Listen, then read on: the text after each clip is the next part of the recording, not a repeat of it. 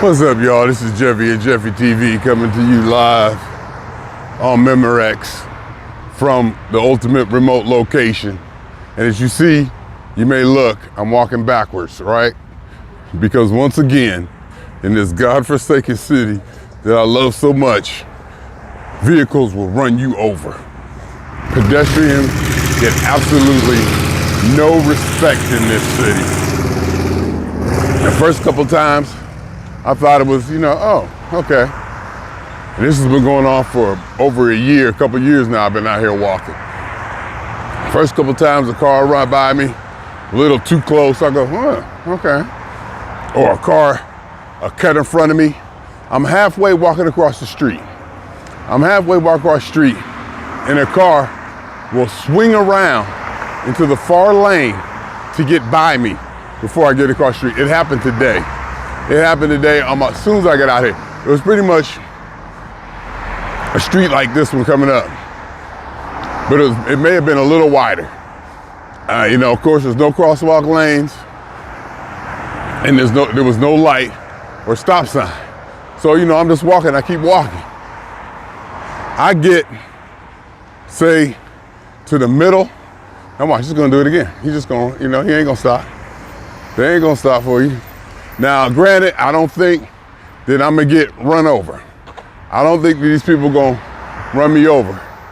But the culture here is, I ain't gonna hit you. What you talking about? It's obvious, tough guy, and I'm a Youngstown person. I believe in that Midwest toughness, that hard life. That, you ain't dead yet. I didn't hit you. What you worried about? But hell, when I'm out here walking and these cars come flying by me, it's happened way, way, way too many times. Way, way, way too many times. It's happened again. See, if I can show you, car just rolled by me just now. If you out here and you walking, you one of the cars. You better act like you one of the cars. But they treat you. I think it's definitely a culture thing because it happens too many times around too many people. In LA, when I'm walking, maybe because in a bigger city, metropolitan city, people are used to pedestrians and they treat them differently. They used to be in downtown or something and knowing how you gotta wait to see if a pedestrian is gonna step off the corner or not, so you're really hesitant. Here, no, they go. They go and I guess they expect the pedestrian to adjust. Because I'm walking across pretty much street like this. Pretty much street just like this. It was probably just like this, but there was no light. And even if there was a light, there was no light, no cars was coming. And I got about like halfway across the street and a guy comes swinging, made the right in front of me, came swinging all the way around to the point he almost hit the curb on the other side. Okay, I might be exaggeration, but it's something like that. He was definitely in the far lane, the opposing traffic lane. And as he spun, he pointed at me and said, not like, he was like, he acknowledged that he at least saw me. And I was like, what the hell? And then I'm walking again.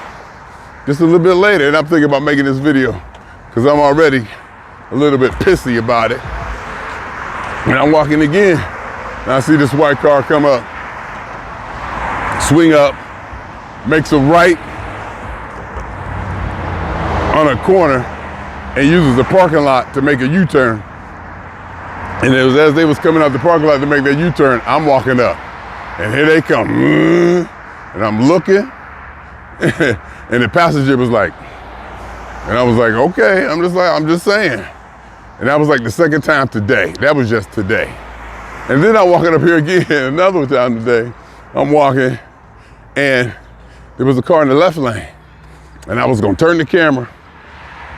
No, I don't even think I had the camera on yet. It was a car in the left lane. I said, oh, okay, this car in the left lane is gonna wait. It's not gonna try to, sweep in front of me or try to get by me really quick.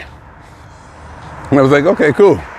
And as soon as I stepped across, there was a car behind me. You can hear them, they're too close. There was a car making a right. I'm coming this way. And it was opposing, I'm coming this way. There was a car making over here in the left lane, coming that, we're gonna make a left. And it waited for me. I don't know if it waited for me because there's a car coming or whatever. I was like, oh, that's nice. And as soon as I got almost a quarter of the way across the road, a car behind me making a right zooms right past me. You can hear the wind fly by my ear. That's how close it is. Again, I don't think these people are gonna hit me. I do subscribe to that tough Youngstown Midwestern mentality, as opposed to the LA kind of, you know, okay, excuse me, you can go now. Excuse me, there you go. You know, I do kind of, you know, believe I'm part of that. But when I get out here walking, it's a different beast. No, and it could be, it's definitely the culture. It could be these people, number one, a lot of people don't even see me. A lot of people aren't used to pedestrians out here. There's no doubt about that. A lot of people don't even see me. I gotta like wait. I'll just stop and wait. Cause it's obvious they ain't looking, and they looking one way, and I just wait. I just learned to stay out of the way now. And even if I'm with the stroller, I gotta be extra cautious. They don't care. They don't care. They'll make that turn in front of you to get by with what I call will be a minimal space. Let alone the crosswalk law, like this guy getting ready to do it here. Of course, he gonna squeeze in there. That was easy. It's a female. It don't matter. And you gotta watch. And I watch, see how I swing way out? I don't mess around. I'll swing way out, get out of the way. Because these people, and, you know, to sound, because I'm a little pissy about the whole thing and the place, and having my life put in peril, I'm thinking to myself, where the hell these people gotta go? It's so important in this piss ass town. It may be the ultimate remote location, but I'm like, you ain't got nothing to do. You ain't got nothing important. Ain't nothing important in this town, because I'm angry. So that's the way I'm feeling. People in such a hurry. But again, it's that Midwestern Youngstown, small town, whatever kind of mindset. I gotta go, gotta get there. It's competitive even to the driving point. It's competitive to where like, you gotta get to where you got to get. It's all about efficiency. See, even I think that car drove up on me kind of close. It might be me being a little bit overdoing it. It could be. It could very well be me doing too much, thinking too much about it. And maybe I'm on alert now. But in LA, you get space. You get space. I'll cross the street. People will stop a quarter mile down the road to let me by. You step your foot out in traffic, everybody will stop. In fact, they stop too much. And I'll complain about that too. Yes, I do. I'll complain about them stopping too much. I'm like, just go. But not like here. You gotta watch. I watch every corner I turn. And like I said, 3 times a day it doesn't happen. Here I am at my midpoint, and I still get this dude. He ain't looking. He ain't looking. They be looking at one way. They go to make that right, like they in such a hurry. Like, and I can also almost see how it's kind of a team thing, to where they'll be like, you don't gotta get out of the way, gotta keep it moving, blah, blah, blah. I'm looking over there, oh, I see the crossing light. I see it now. I thought I saw a crossing light on that side. I can understand how people say, I can get out of the way. You know, I want to get out of the next guy's way so we can keep it moving. You know, keep traffic moving, keep things flowing. I'm also thinking, Joanne Coughlin. I know a Joanne Coughlin. Hold up. Don't I know a Joanne Coughlin? What the hell? I remember her, she had blonde hair though, the one I remember. Did y'all see that? Joanne Coughlin, Joanne Elaine Coughlin. Y'all see that? Wow, 1974. No, that might have been 74, we was 12. She would have been that old. Might be her mother or something? Joanne Coughlin. What the hell? Anyway.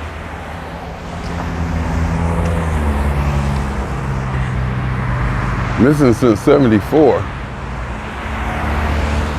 74, I was in 5th grade. She would have been that old. That was like right before I went to St. Pat's. That's where I met her.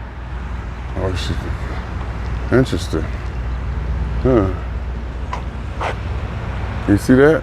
Oh, you probably can't see it. Anyway. I'm like, so where y'all got to go that's so important anyhow? You ain't got nothing to do in this damn city. Ain't nothing to do in this damn city. So what you talking about? Swooping all by me. I even Googled what the law is. The crosswalk law. It obviously don't count here. And like I said, you know, I'm from this area. I like to think that I represent this mentality of where, you know, you tough it up, kid. Just, you know, live through it. Tough it up. Because you walk and you can forget it. There is no walking lanes. Pedestrians get no respect. See how people just pull, park right in the walking area? And I get it. Because there's probably a lot of pedestrians out here.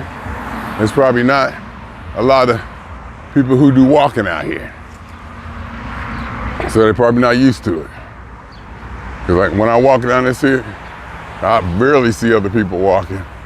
You know, 1 or 2 people every now and then. Not like in LA where, you know, where you got joggers all the time or people walking their dogs and fitness people everywhere you go. In fact, I think I've only seen 2 other strollers, people with strollers on this street. The last few years I've been walking. And one of the strollers was a black dude and the stroller was empty. It looked like a new stroller and he didn't look like, you know, all crazy or nothing. Or homeless, because there ain't too many homeless back here. Because homeless is not a viable option out here because of winter. You don't be seeing tents and all that, encampments and whatnot.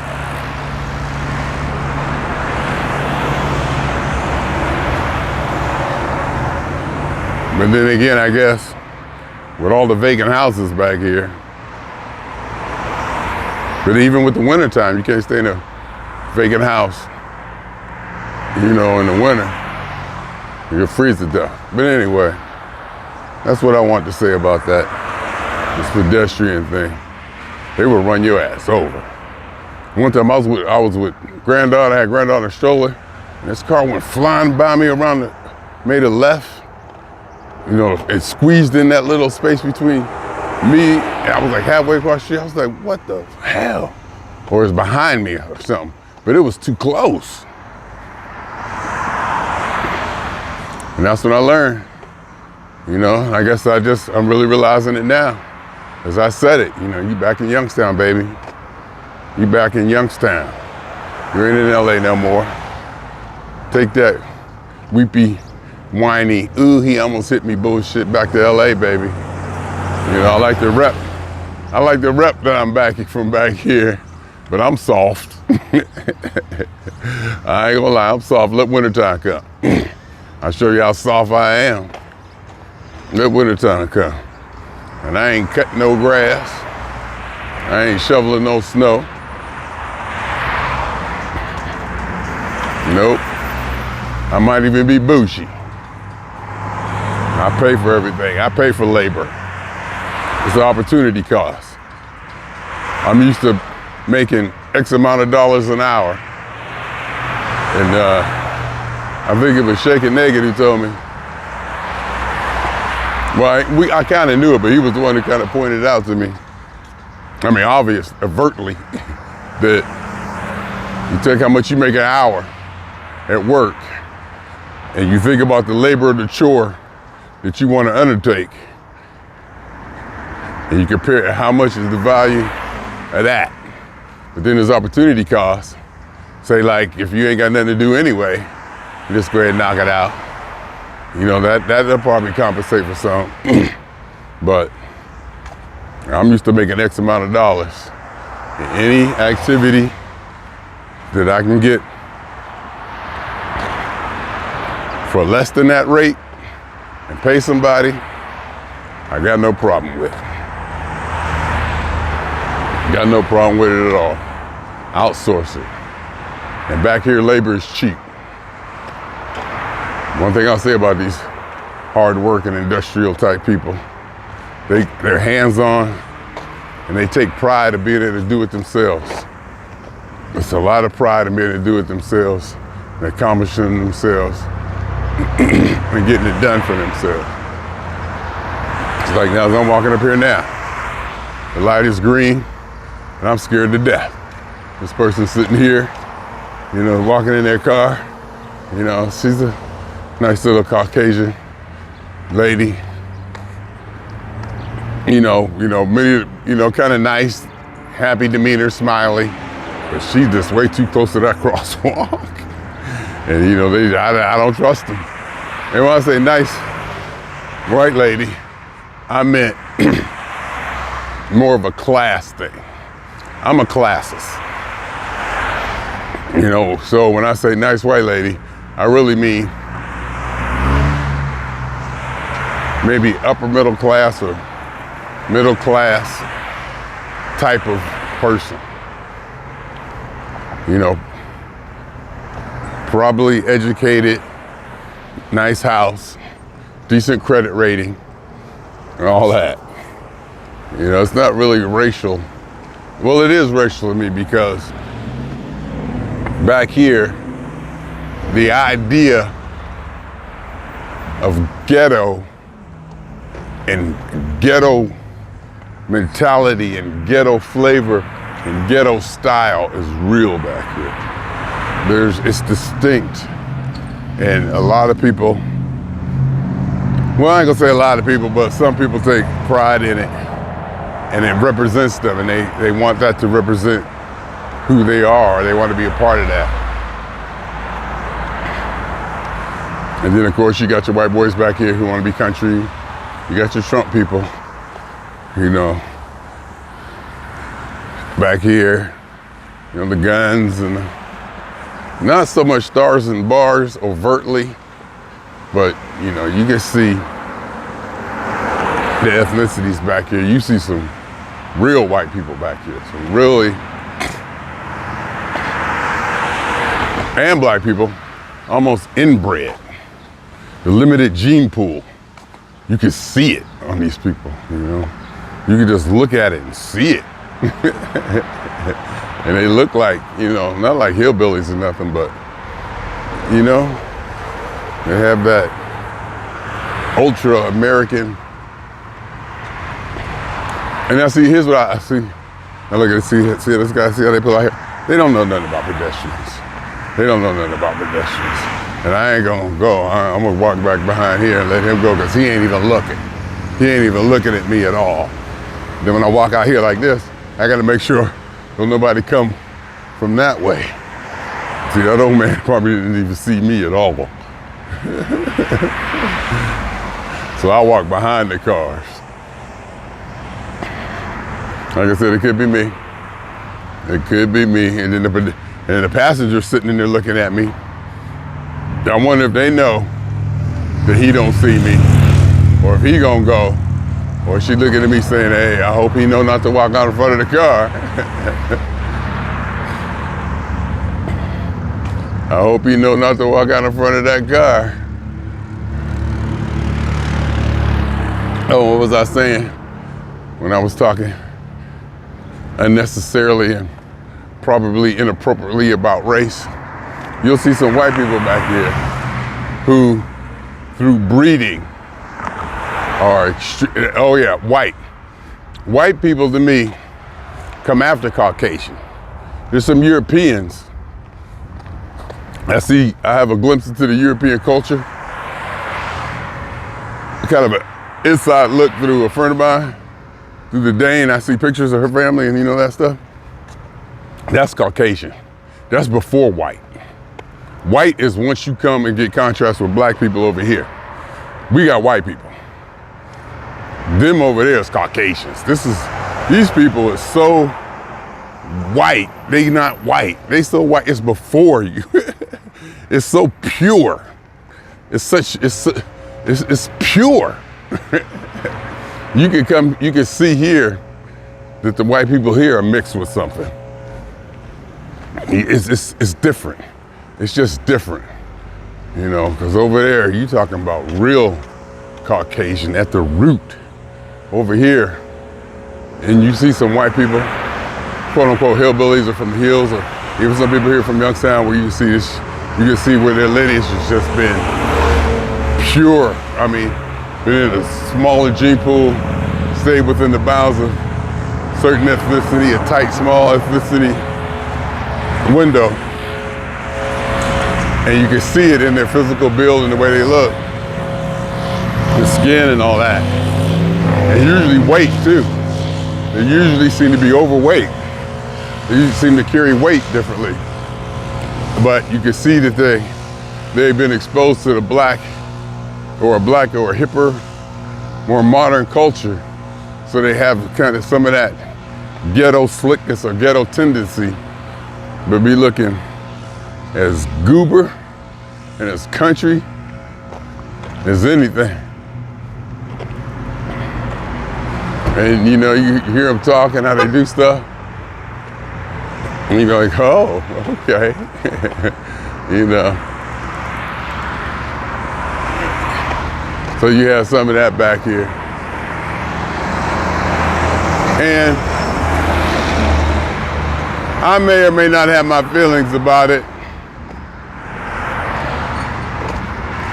And I mean, I'm sure I got a subjective opinion. There's no doubt about that. That's just what I do. But for the most part, I don't care.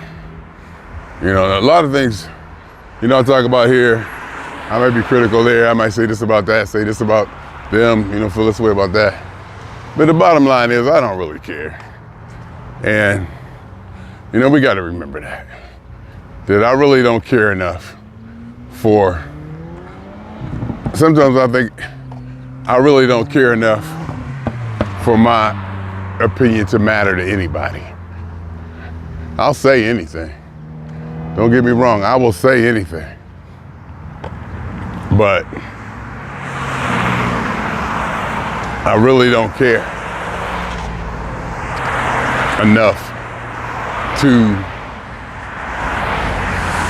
I should have an impact on people. I don't care enough to where my opinion should have an impact on somebody. Unless what I'm saying hits a nerve or resonates with something that somebody may already believe and it triggers them, or something somebody's already had in their head, and I say something. Because people, I really don't care. I don't. All I care about is Jeffrey,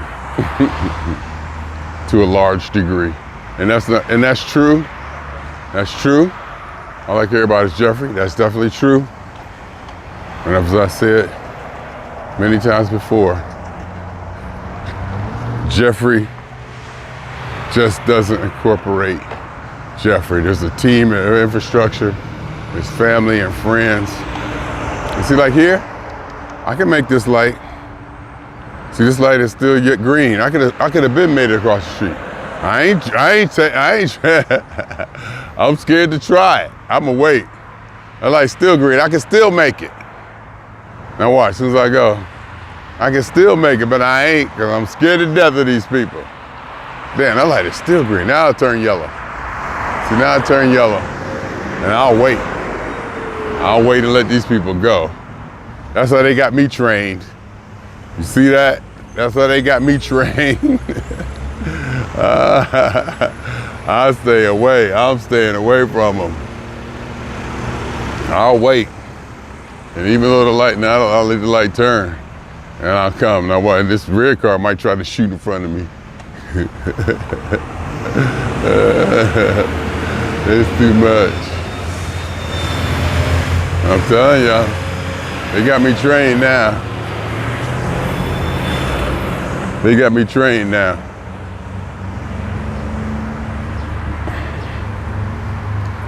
Anyway, I love this city. I love this city. And I guess in LA, I wonder if is it different ethnicities. I think it could be that in LA, everybody is new, relatively speaking. The cultures are already mixed up. Maybe people have been here so long that the breeds and the lineages have remained pure for longer, because you really don't see,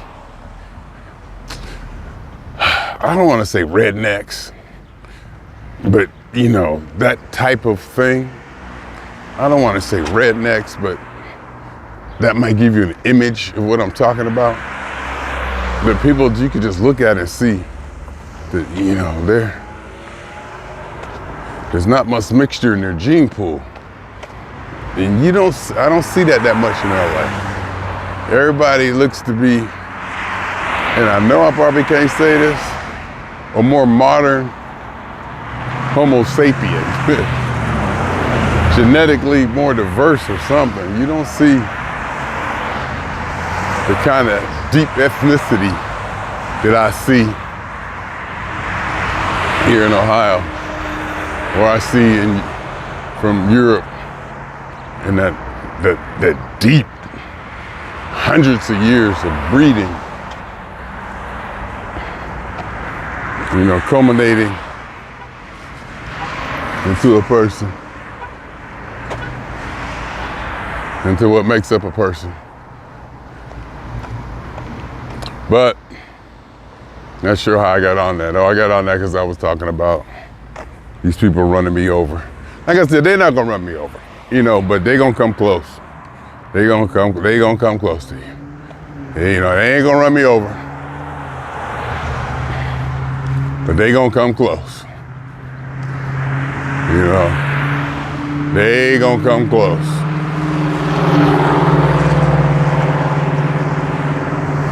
They are going to come close.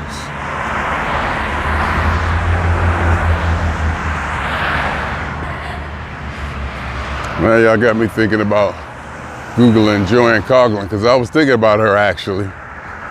Literally, I was thinking about her because I was thinking about, you know, because I went to see Sharon North perform at the Playhouse. Her company put on something at the Youngstown Playhouse, and I went out and saw it.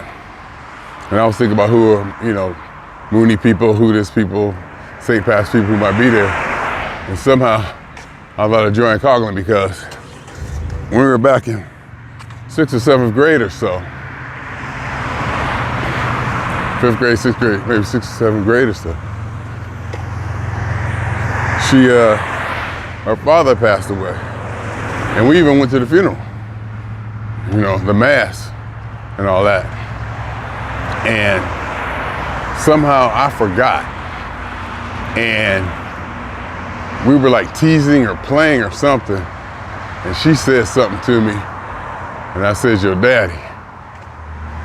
And I totally forgot. You know, I completely forgot. I didn't know. I was like, yeah, your daddy. He said, you mean that? You mean that? I was like, yeah, your daddy. I mean, you know, I didn't know. I didn't put it together. Like your daddy. People around me was like, whoo, do you really mean that?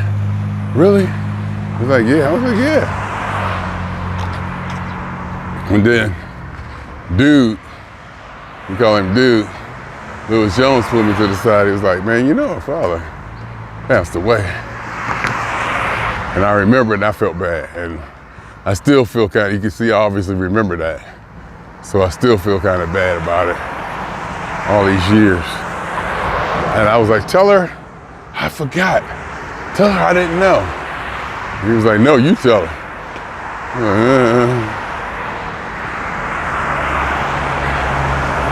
And I still feel weird and bad about that. That was not something I intended to do, or, you know. I'm thinking, would I apologize about that? Would I apologize about that?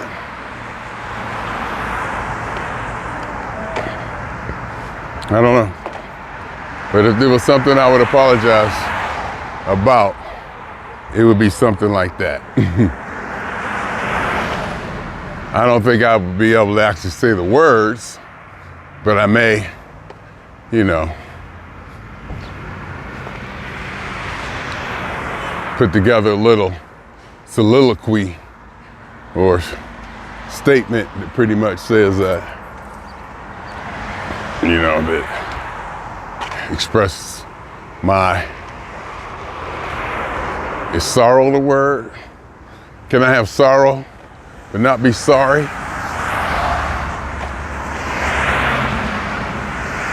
I don't know.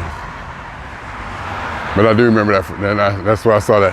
When I saw Joanne Coughlin up there, I was like, oh, of all people, you know, to come up like that. And it said she was missing for 74. Shit, that's what? 74 is 84, 94, 2004.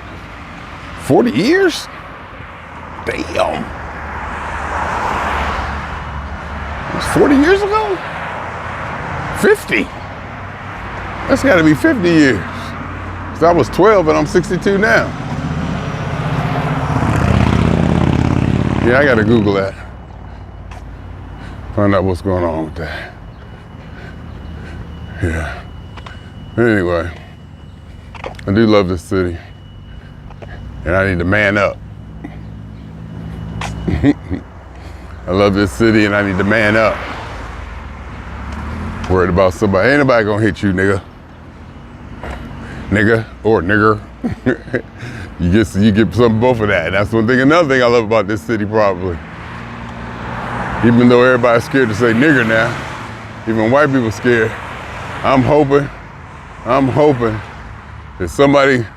there's still some white boys back here that ain't scared to call a nigga a nigger. I am hoping there's still somebody back here that ain't scared to get in somebody's face and call somebody a nigger. Cause in the media, they don't say it. Television programs say it. Even black people don't say it. And I think it's because, you know, it's not that they, you know, ashamed of the word, afraid of the word, or whatever. I think it's because of the way the podcast and the way YouTube, the algorithms, you know, do transcribe and will police your videos if you use certain words. I think that's more why they say N-word. Because I know a lot of, but there's still some people, you know, there's some though, that they still use the word nigger. You know, like Kevin Garnett and them, you know, his videos about sports or whatever, they still use it. You know, Eddie Griffin and them, they still use it. I guess they ain't worried about it. Maybe they ain't syndicated or they ain't worried about this or worried about that, or maybe they get a pass. But, and you know, in the tone in which they use the word nigga, man, that nigga, you know. And like I said, I've been on the bus in LA. I heard white people, Mexicans, call each other nigga. Nigga? You know, so it's just with this new super woke mentality and the whole George Floyd thing and the whole Black Lives Matter thing. You know, the way that came off or comes off.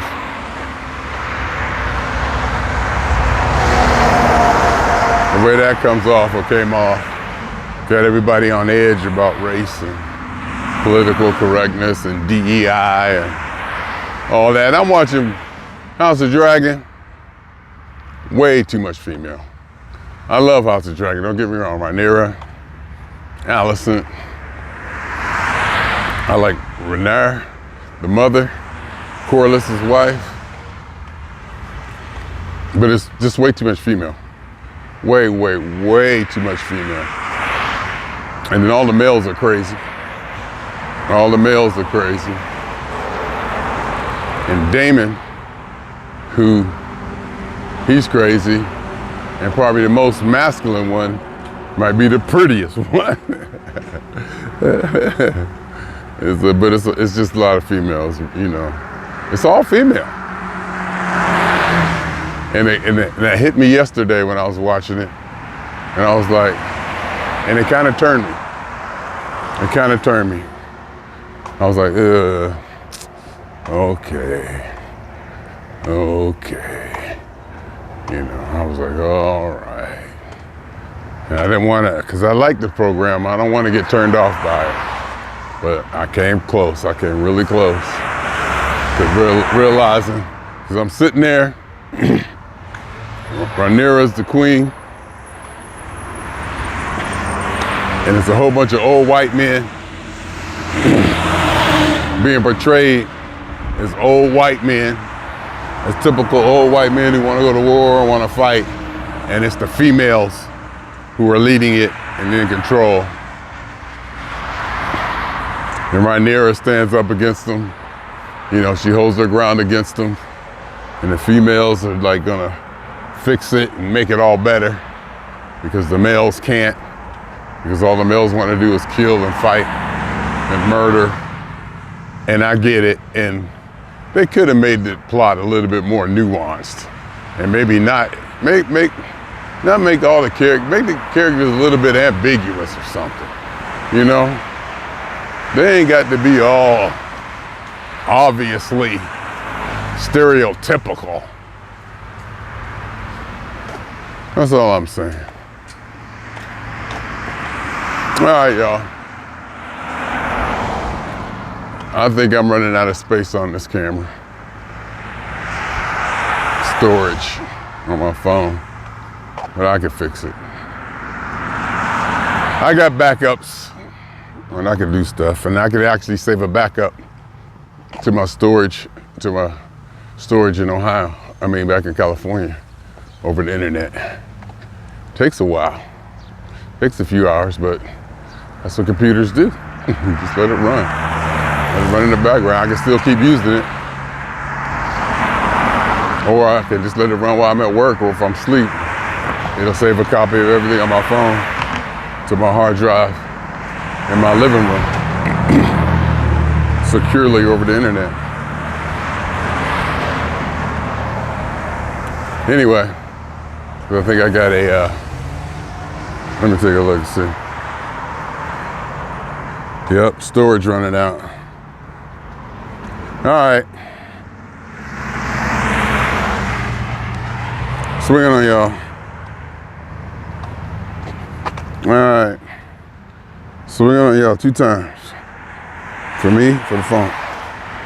And for every elementary particle that has ever existed in any atom in this or any universe that ever was, is, or will be, the totality of it all. Hypothesis of all as one. Theory of universe. My name is Jeffrey.